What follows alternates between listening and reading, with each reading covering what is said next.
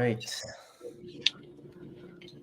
Live again for Wow. Wholesale Wednesday. Episode 30. What's that? This is episode 30. Yep. Wow. Coming up on that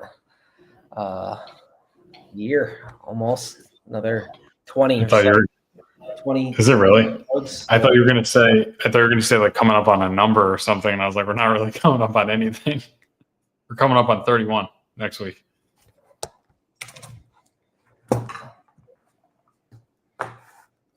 Yeah, so anybody's joining, you guys got questions, fire them away. Giving you Amazon game.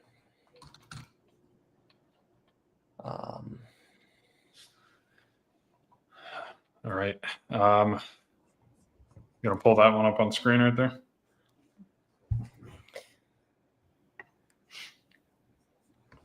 All right. Can I expect to be profitable in my first Amazon purchase order, or should I expect to break even or even lose money my first couple of buys? I think somebody asked a similar thing to me actually today about, is it okay to lose money on the first order? Our first couple orders. I mean, I would try to, make money on the orders. If you have to absolutely, buy to break even, just to, get your foot in the door with the supplier, you might have to do that. Just to, prove that you're going to buy at a greater quantity, in the future. Just kind of, you might have to break even or lose money in the first couple orders. It's probably more common with distributors, just because they're very volume based when you work with them. But generally, for the most part, I mean, you should be making money even on an opening test order, even if it's a smaller amount. And then as you see the sales come in, you could increase your quantity and then stock up and get better costs. Yeah, I think I mentioned something about that today on the story post as well on Instagram, is that it's looking at it as a transactional versus a non-transactional account. So you can only, it's like a business that's bleeding cash, right? Like it can only sustain that for so long. Same thing with purchasing from these suppliers. If you're purchasing consistently at a loss, it's not a sustainable thing. But if you have to potentially lose a couple of dollars to take an account that, it's not a transactional account, you're not going to make money on the transaction, but you might make money long-term with a semi-exclusive or an exclusive relationship, then I would do that. So, and that's kind of based on what would you say, like the other factors surrounding that, like the tonality of the brand owner, and there's other factors that lead into whether it's an exclusive potential relationship or just a transactional one. Yeah, I mean, the biggest thing is reading the brand and understanding being on a good terms with the brand, and really reading the room when it comes to working with them. So if you're going to lose money on a transaction, you really got to have a good sense that either your costs are going to go down as you buy more volume, or if it is going to be like a semi-exclusive or an exclusive relationship where you end up being one of the only Amazon sellers, just having a good gauge on that at the beginning, setting the expectations with the brand on what the long-term goal is probably the most important thing. Because you could just be buying all day long and making no money on it, and the relationship is going nowhere. You don't want to be in that position. Yeah, that's definitely not a situation you want to be in. And sometimes I feel like you kind of hold on to the hope of like, oh, it could, manifest into something. I know I've done that. And eventually, there's some cases in which you just do have to call it quits because there is no reception from the brand. But that's kind of gauged over a long-term thing. Yeah.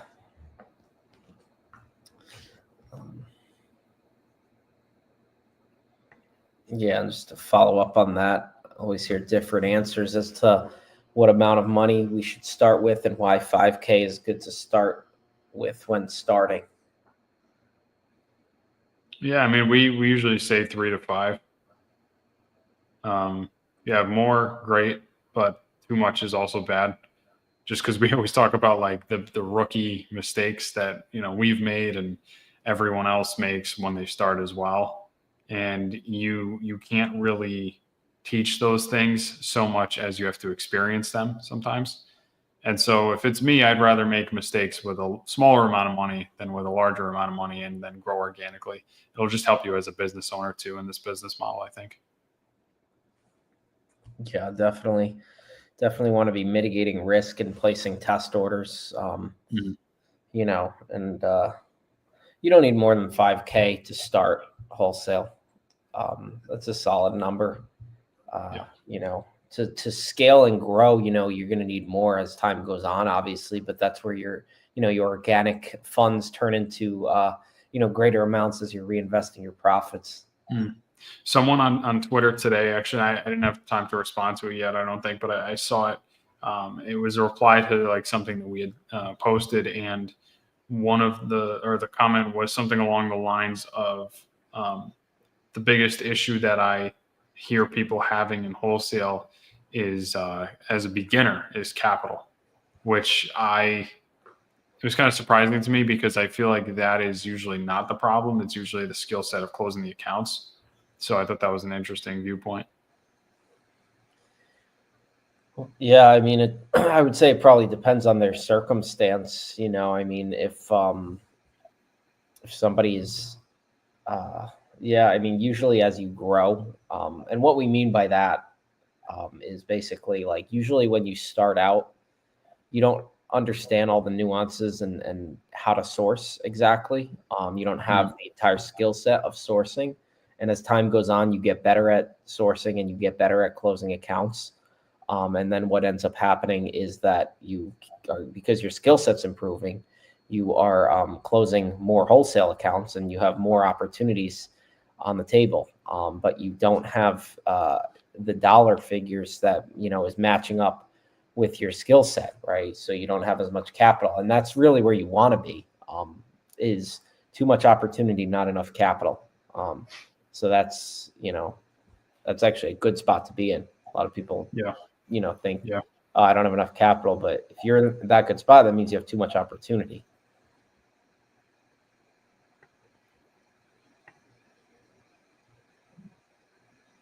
Also, what's up, Alex? Good to see you in here. How does the brand sell directly to Amazon, but it's considered, but how does the brand send directly to Amazon? Oh, it's considered for your account. Yeah. So we're talking about a vendor or, someone you're buying from shipping directly to Amazon. It's a good process to explain. I'm going to go into that a little bit. Yeah, so basically, you would create a shipment in Seller Central as you normally would if you have the products in your hand shipping to Amazon.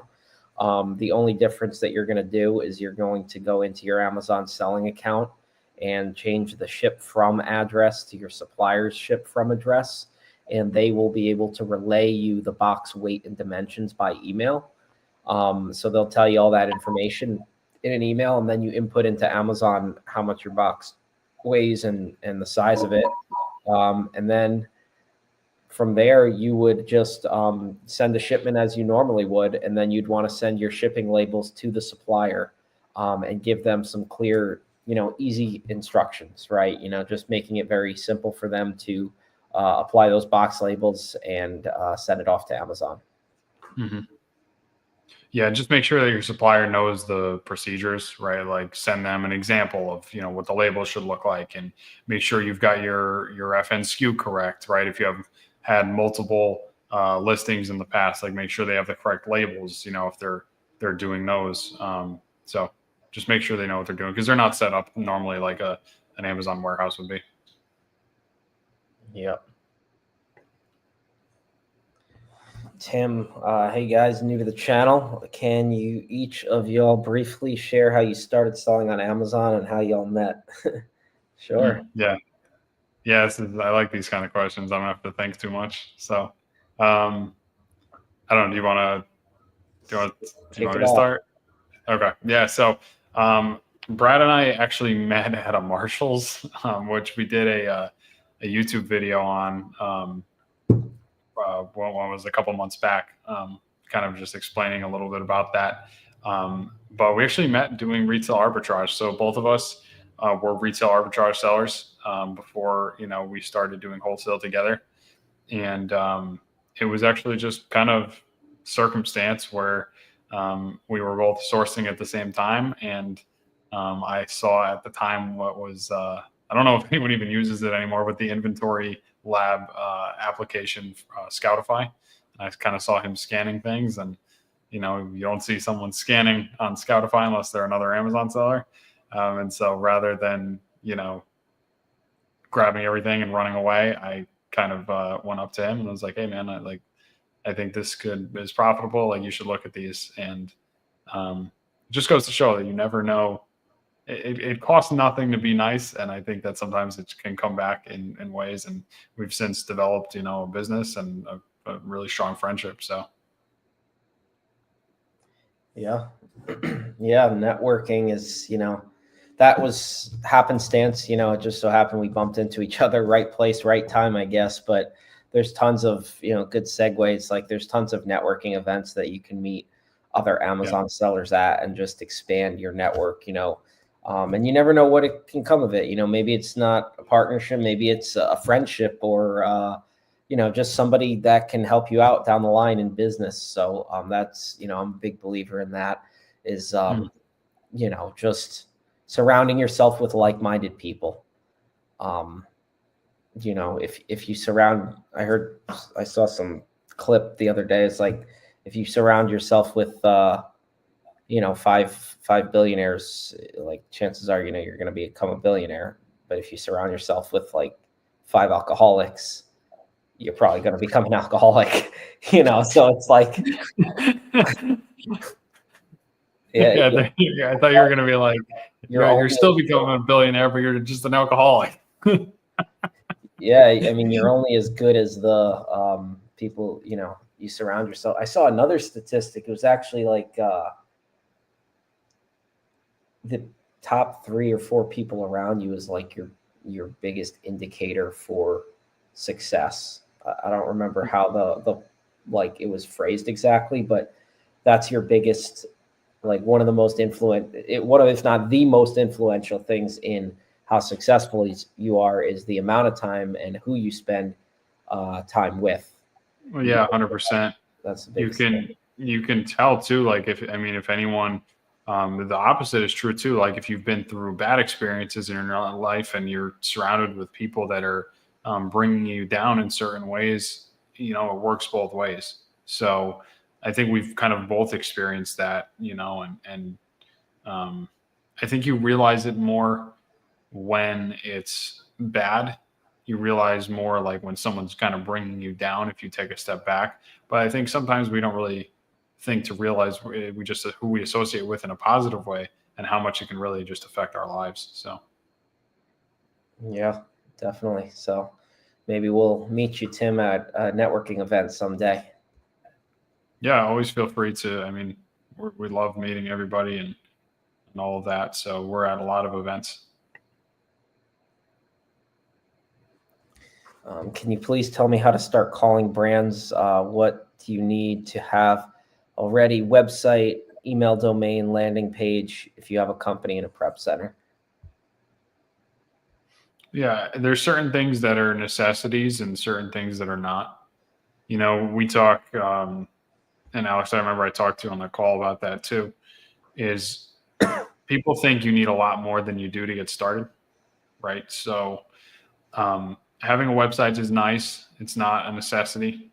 Having an email domain, I think, is a necessity, just because you don't want to be contacting from an account that seems unprofessional.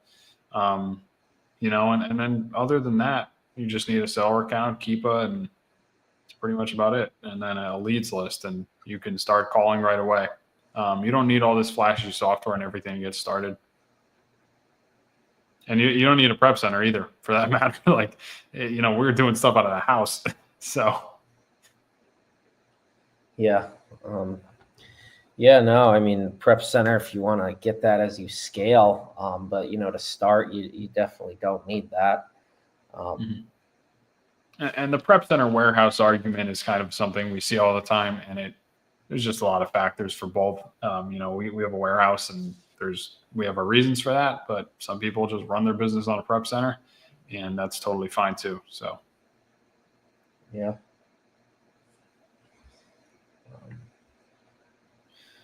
How how much? much did each of you start with? How long ago? Just curious. We kind of had different origin stories as far as the amount of money. Neither of us started with much of anything. I think I had started selling like just online before you, like in terms of just in the years. But I think that because I had done a little bit of everything and I just dabbled with everything. And I wasn't really too effective at certain things because I was just spread too thin. But I started with basically $20 from the job I was working at the time, and I went to Goodwill and I actually watched a Reezy Resells video, and that's how I got into reselling. And I watched one of his videos and I tried to buy a bunch of stuff that didn't sell. And I just kind of learned from my experiences and reinvested that money and went from used stuff to new stuff to, you know, just it progressed. So, but it wasn't like I started with thousands of dollars. Yeah. Yeah. For me, I started pretty much right in retail arbitrage. Did a little bit of book sourcing at Goodwill. So I was kind of doing some book sourcing at Goodwill, but I was You also did doing books. what's that? I didn't know you did books. Yeah. That is a grind. Yeah. It is. It actually wasn't terrible back then. But yeah, and then right into retail arbitrage, just trying to scale that up. Few $100, just right into retail, trying to scale that up, and just kept snowballing it. So I think you yeah, took it a little more seriously when you started. I feel like at the beginning, I was just kind of like, because I had an interest in reselling from like a little kid.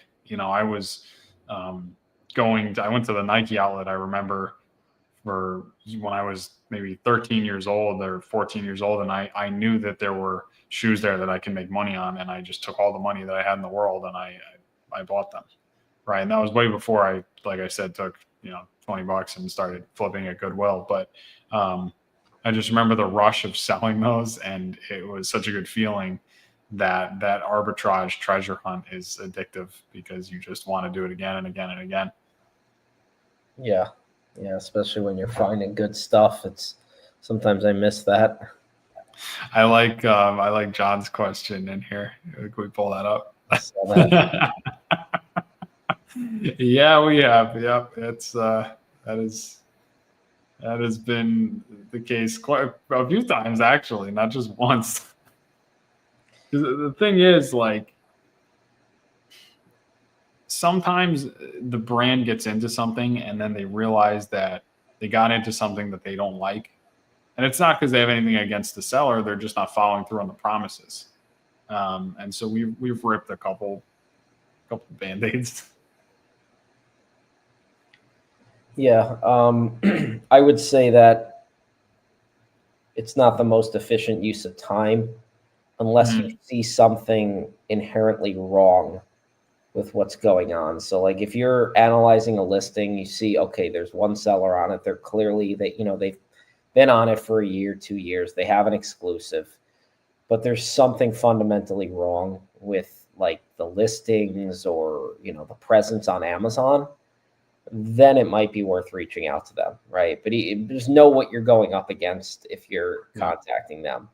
Um, Yeah, and you you know, have to be. It's kind of like it's not really a beginner move. I had two calls actually this week that are that kind of position, and I'm feeling pretty confident about both of them actually. But it's not something that I think you should be targeting as your bread and butter. Sometimes it's just happenstance, and it happens where you just you know you go into something and you see that they're not happy with it, and then it just kind of snowballs.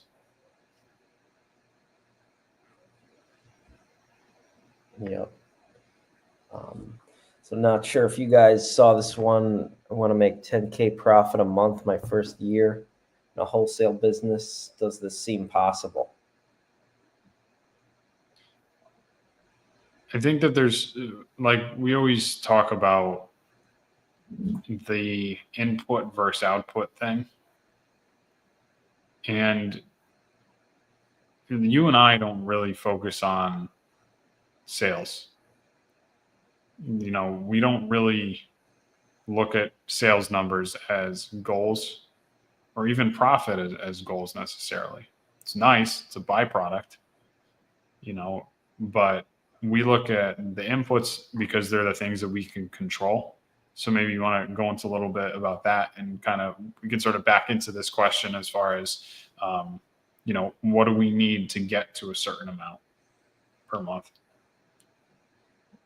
Yeah, so I would say you'd want to focus in order to determine. All right, if you want to make $10,000 profit per month, well, the first thing you should be focusing on is how much money you're spending with your suppliers and how many suppliers you're reaching out to per week, because you know those two things are going to directly determine if you can reach $10,000 profit per month.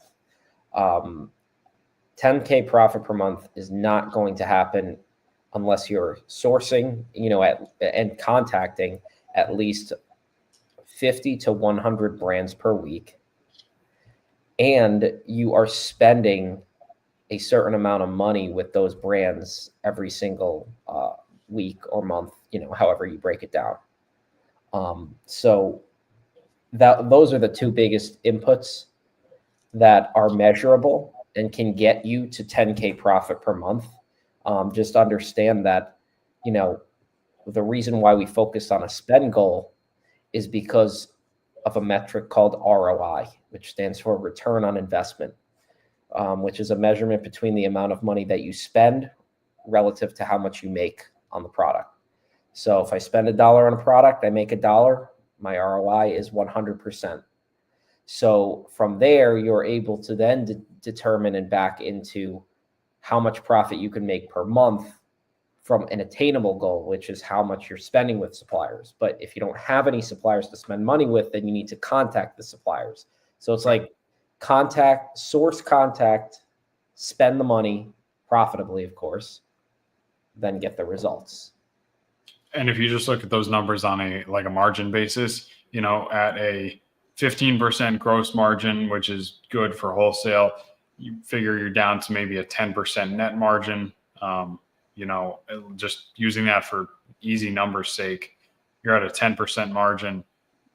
You'd be doing, to make 10 grand a month, you'd have to be doing $100,000 in sales a month. That's 1.2 million a year, right? So to do that and to sell 1.2 million a year, you have to be contacting, spending X amount of dollars. So it's all a numbers game. It really is. And it compounds over time. But I think what we're trying to get at here is that we always, we don't want anyone, ourselves included, to look at it as a sales target goal. They're, like I said, they're nice, but the key and the most important thing is look at it as a goal. If you're going to set any goal, set the amount of companies you should contact and the amount that you're going to try to spend with those companies, assuming it's profitable, like Brad said. Focus on the inputs, and that $10,000 a month will come. Yeah, and I would also say, just to add one more thing to that, is that depending on how you're defining profit, it's good to know that profit is not cash flow. So, Yeah. if you could make 10K profit per month, and you could have no money in the bank. And the reason for that would be is that you're investing all of your funds back into inventory. So, if you're making 10K profit per month, that's great. But, cash flow is very important. It's perhaps more important than profitability from an operational standpoint in your business. So just being very in tune with where your dollars are going. What is the money that's coming in? What's the money that's going out? How much is being allocated to inventory? How much is being allocated to, pay yourself, to profit to the business, all these different things. So it's good to categorize where your profit is going. A simple read, I think it's a good book for beginners, is Profit First for E-commerce sellers, especially if you're a beginner, not, with a full grasp on numbers and business and accounting. So I would definitely say, if you are just starting out, read that book. It will help in the beginning for sure. I haven't read that one. Get another question here from Tim. Also started with used books on Amazon. Any tips on the best ways to transition from arbitrage to wholesale? Yeah. Books are crazy. Those were the days. Arbitrage to wholesale, I feel like there's never a good time, or like never an easy time, should I say. Not a good time, but an easy time, but I think it's eye-opening when you do. Because arbitrage, even if you don't realize it, is you constantly chasing your tail to find more product. And because of that, there's never an easy time to get out of arbitrage and go completely into wholesale, because you go cold turkey and you're not sourcing anymore. And now your product and your income stops. So, you could do, a similar thing to what we did, which is kind of a hybrid model, but there is a certain point at which you have to rip the Band-Aid and completely stop arbitrage in order to put your full time invested into wholesale, because it's such a time intensive business model at the beginning. So my best advice is personally to just kind of evaluate where you're at in your cash flow position and your life in general. And if you're able to make that jump, and just know that there is going to be a complete stop of income for a little while. You got to go through that period to get to the good stuff, which is what's coming. But It takes time to accumulate those wholesale accounts. Can you recommend any wholesale catalog scanning softwares that you like? Assuming we're talking about distributors, because we don't really use that for brand direct because the price lists are smaller. Yeah, I mean, if you have a massive catalog, there's a Scan Unlimited is what a lot of people use, but we don't use anything because, if we reach out to a brand and they have 10 SKUs that we're buying, like that's a lot, so Right. Scan Unlimited is one that I would say you might want to use for larger distributors. Yeah, I've used it. It's pretty user friendly. You already have great results on Amazon. Do you have a goal to make sales even more, or do you want to take profit and travel? All the above, that's yeah, we're always we're looking to grow the business continuously, but at the same time, we're still looking to take profits and take a few vacations a year. We'll be flying in about 12 hours, but it's for a work trip. Yeah. So that doesn't really count, but yeah. Yeah, that's the beauty about this business model, is that you can travel for free, because with credit cards, you're just spending enormous amounts of money on inventory, especially with Amazon wholesale. As long as your business is running and you're spending money with these suppliers, the amount of credit card points that you could accumulate, cashback points, travel points, is just it's mind boggling. It almost feels like illegal, because it's it's tax free income at the end of the day. So it's crazy. It was we booked like a very, very last minute trip. Like we didn't even know we were going yesterday in the morning to meet with 3 different brands and that we already work with. And that total trip, because it was so last minute, is probably about $1,500, and actually probably more than that, because that was just for my plane tickets. Probably about, for both of us, probably about $200, and the whole thing is paid for. We paid $0 for, for that trip. So just the power of wholesale and an inventory business where you spend a ton of money and you get a ton of credit card points. So Exactly. It's a great perk. It is a great perk. it is. Do you guys reach out to brands where the listings are already optimized, but there are a couple of FBA sellers on their listings? So the way that I like to say this is that you're not looking for all factors, you're looking for one, maybe two, right?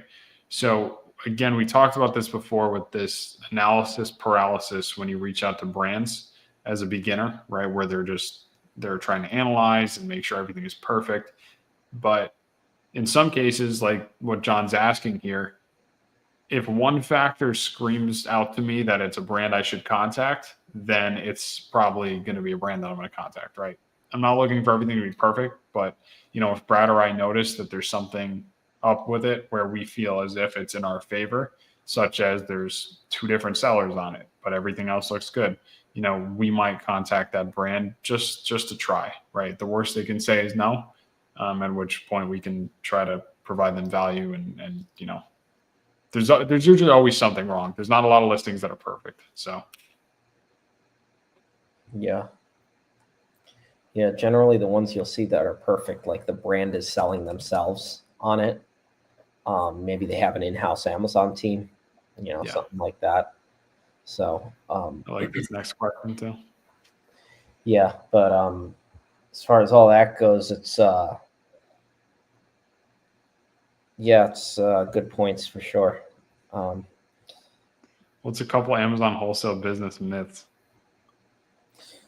I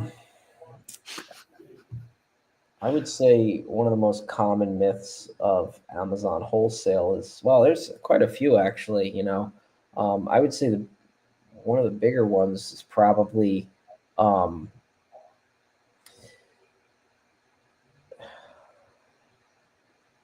it's oversaturated is one of them. I think that everybody's been saying that for years. It's oversaturation is opportunity. Like if something is saturated, it just means there's more opportunity in different areas. And I've always said the only thing oversaturated about Amazon is the amount of people that start and then quit within the first couple of months. So Amazon wholesale is not oversaturated. Good tweet. Definitely a myth. There. I think that in order to succeed in this business, you can't do what people were doing 5 years ago. There's new strategies that you have to take, especially, brand direct. It's a good model, but you definitely have to be more strategic about how you approach these brands. 5-10 years ago, the brands were calling you for the account. Nowadays it's harder. But with more difficulty and more barrier to entry comes more opportunity. And that is where I think the biggest opportunity lies is in forging partnerships with brands, because they're so used to hearing, just repetitive information from the same resellers over and over again, the same problems. So if you could come in, and it could be something as simple as sounding empathetic on the phone in your tonality, could be all the difference. Like it's not even what you say a lot of the times. It's how you articulate yourself and present yourself, and that's what it is most of the time. In my experience, it's professionalism, it's empathetic, it's confidence, persistence. It's all these intangible qualities that are what how you succeed in this business when it comes to brand direct wholesale. Yeah. We always talk about empathy and understanding and emotional intelligence, and that is a big component.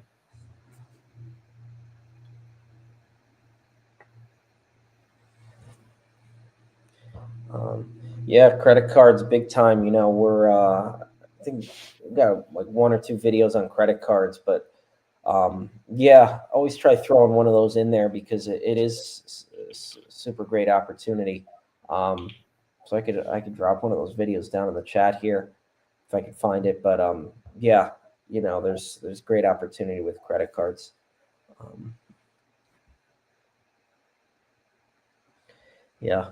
So if you guys have questions, any last minute questions, we'll probably be wrapping up here soon. If you guys have any last minute questions, drop them here in the chat. We'll get them answered. So what's the itinerary for tomorrow? We got a few brand meetings, in-person brand meetings. Yeah, so I guess we can kind of just tell that little story real quick. But Brad texted me and was like, "Hey, this brand is going to be, at this location, at this show," and I was like, "Oh, that could be a really good opportunity. We're already working with them." And then, lo and behold, another brand that we're working with is also there, and a third brand is also there, and it wasn't even on the radar. But again, like using that emotional intelligence and stuff like that, of like when the time to either meet these brands in person. One of them has been met in person before, but the other two, have not. But set up meetings, and somehow worked everything out where logistically it makes sense.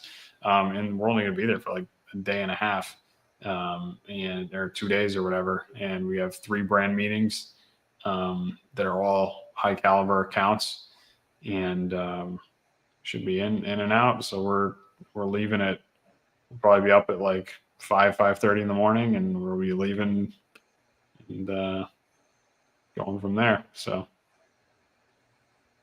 Yeah, it's exciting stuff, though. yeah, it's gonna Like, be a it's good fun.